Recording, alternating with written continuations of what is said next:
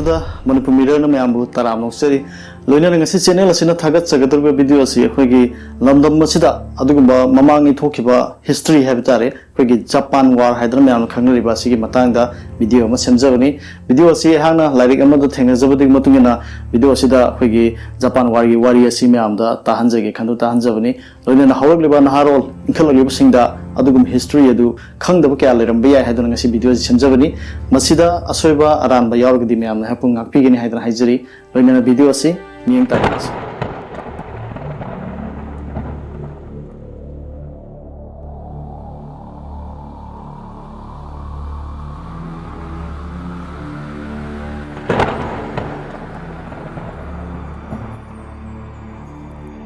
ꯑꯗꯨꯒꯤ ꯃꯇꯝ ꯑꯃꯗ ꯄ꯭ꯔꯤꯊꯤꯕꯤꯒꯤ ꯃꯐꯝ ꯀꯌꯥꯗ ꯂꯥꯟꯖꯥꯎ ꯀꯌꯥ ꯑꯃ ꯊꯣꯛꯂꯛꯄ ꯃꯇꯝ ꯃꯃꯥꯡꯒꯤ ꯃꯇꯝꯗ ꯕ꯭ꯔꯤꯇꯦꯟ ꯑꯃꯁꯨꯡ ꯖꯄꯥꯟꯅ ꯋꯥꯔ ꯇꯧꯅꯔꯛꯄ ꯃꯇꯝ ꯑꯗꯨꯗ ꯃꯅꯤꯄꯨꯔ ꯍꯥꯏꯔꯤꯕ ꯄꯤꯛꯈ꯭ꯔꯕ ꯂꯝꯗꯝ ꯑꯁꯤꯗꯁꯨ ꯌꯧꯔꯛꯈꯤ ꯏꯪ ꯁꯣꯛ 1942ꯒꯤ 15 ꯃꯥꯔꯆꯇꯒꯤ ꯖꯨꯂꯥꯏꯒꯤ 1944 ꯐꯥꯎꯕ ꯃꯅꯤꯄꯨꯔꯗ ꯖꯄꯥꯟ ꯂꯥꯟ ꯍꯥꯏꯔꯤꯕ ꯂꯥꯟ ꯑꯁꯤ ꯃꯥꯌꯣꯛꯅꯈꯤ ꯃꯗꯨꯒꯤ ꯁꯝꯂꯞꯄ ngasi channel asina video ama mayamda khudol tamjabani tamjariba video asi haurukliba naharol kyada mamangi thokiba thogdok adugi chorakpa khara mayamda sum share tawjabani masina haukraba lamdam asida history ema oina lehoriba adugumba war adugi matangda inkhalakliba haurukliba naharol singda khadoisu kanaba pirigani khandana video asi semjabani Imphal Maharaj Buddha Chandra Singhagi Sana Haktakta Tholakpa Thogdok Britishna Japan Lal Gidamak Dimapur Dagina Imphal Phawa Hawa Gari Ani Thainaba Yana Lambi Singalakami Asomdana Asum Tawningi Manungda Japan Singna Singapore Yangon Mandalay Angkor Phauduna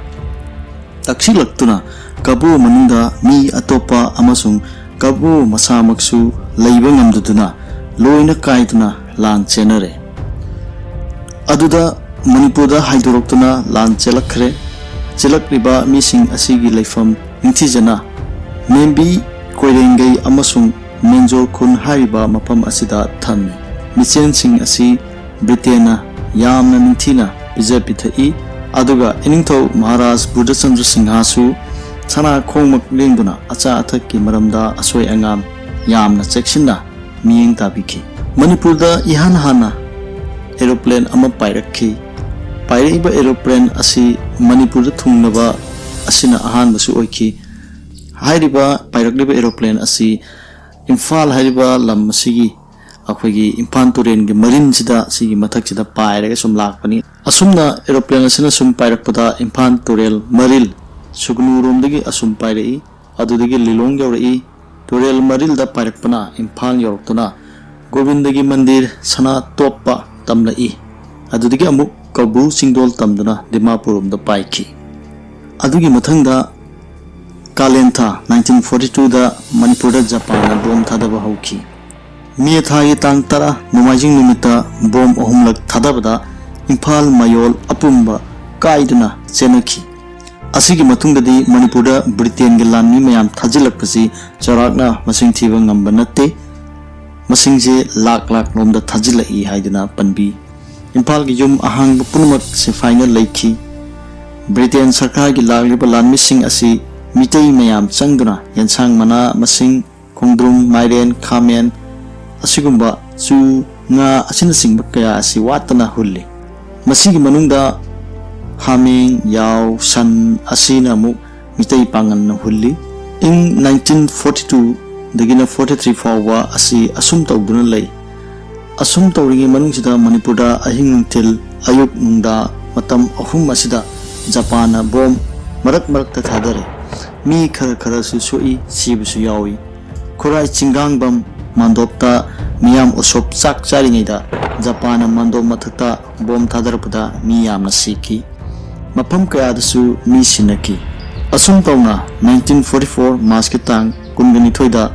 kabodagi Manipurda lan changlakpa hore masigi manung sida Netaji Subhash Chandra Bose na Manipurda aikhoigi lal lakle haiduna notice ani ahumlak tharai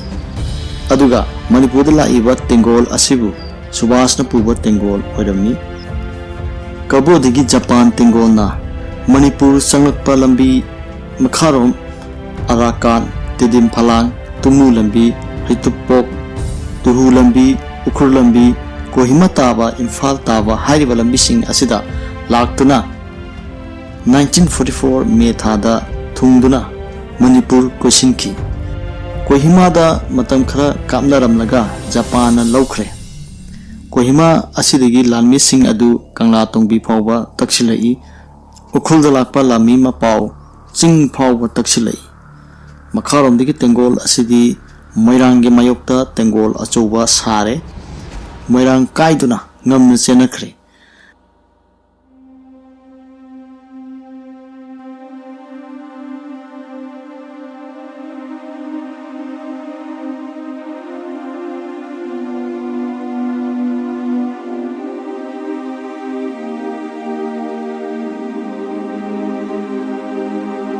Madudagi Khoirenta Tairen Pokpida Japan ki tengon sare habadi khoi kem sare habani masina kangchup lambi fawba taksilai Manipur manungda lanjau hek thengnabasi moirang degi lok puching fawba asina khwaidigi akanba chauba lanpham oina lan thengnaba maphamni. Japan ki tengona Manipur koisinduna soknabasi 1944 May June July tha ahum asi kapna khrabani. Tha ahum asigi matungdadi Japan gi tengon sing cheng cha khuchu khalai cha na thangnaba walakpaga amasung khoigi chingjin habadi nungju tha oibana ngamlaktruduna ninghannaki. Hairiba tha asida mitei poire lepakna waba nangsi haningai leiti haiduna phongdok pirami. Lan gi maisane cha na thangnaba watpane chenthok chensingi Sijilakpane 1944 gi January asi phawa Britain lan mi singna Japan bu kabotana tanthoki. Asum tawna 1945 dadi khara lan loisilaktuna lanjene khiba khudimak mayumda hanjinba hawraknaki. Britain sarkar su yamna ningthijana tawi sanman ke punumak singi lanmina leramba yum punumak mamal pi mataw asum tawna Iningthau Buddha Chandra Singha gi haktakta lanjau asi thokibani loinana iningthau Buddha Chandra Maharaj gi haktakta thoidokna kanaba haiba taragadi Britain sarkada chahi gi lupa lising yankai thiramba du yanaki tongnaki.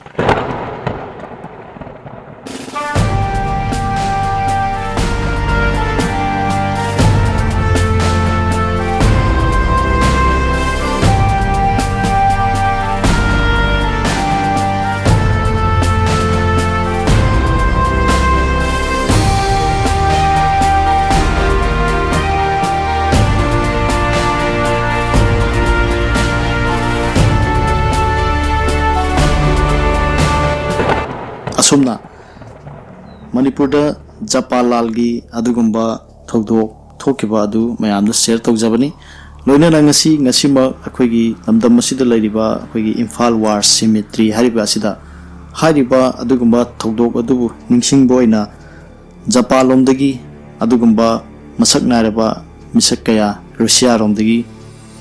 Britain lomdagi usmaina chahigi amumung laktuna Manipur hariba pikraba lamdam asida lamdam masida asigumba thokdok ama yam maruoiba thokdok ama thoki habisi sakhang biduna ngasisu makhoigi mapabung makhoigi madau loinana makhoigi adugumba ikai khumna ningai oiraba adugumba sifai sing adubu ikai khumna utna ngasisu khoiramba lai lei katpa lai haidana myamda thamjari asigumba hokraba history ni mangoroidaba adugumba history ni haidana myamda thamjari loinana ngasigi video asibu miyeng tabiriba ichilinaw khudimakta channel asina adukimatik haninga laitana thagat phongdokchari loinana channel asibu nungsibiduna subscribe tawbiu like tawbiu loinana video asibusu share tawbiu haiduna haijari mayambu khurumjari kanglipa imana yaifare.